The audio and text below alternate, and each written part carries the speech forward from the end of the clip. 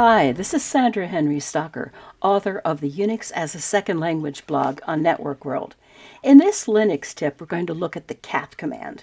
It's one of the most basic Linux commands, though it's used for two very different operations, and not everyone is likely familiar with the second. The cat command is mostly used to display text files like this. And it just displays the text on the screen.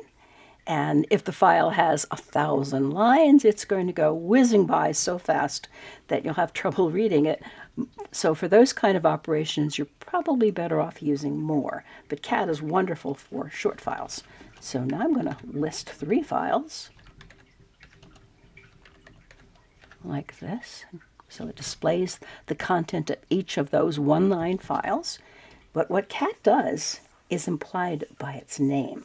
In other words, cat doesn't mean cat as in meow, but refers to the command's ability to concatenate files, creating one file that's a merge of several. So we're going to use that same command again, but this time I'm going to take the output and put it in a file called big file.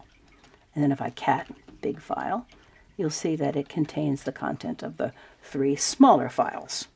Well, that's your Linux tip for the cat command. If you have questions or would like to suggest a topic, please add a comment below. And don't forget to subscribe to the IDG Tech Talk channel on YouTube.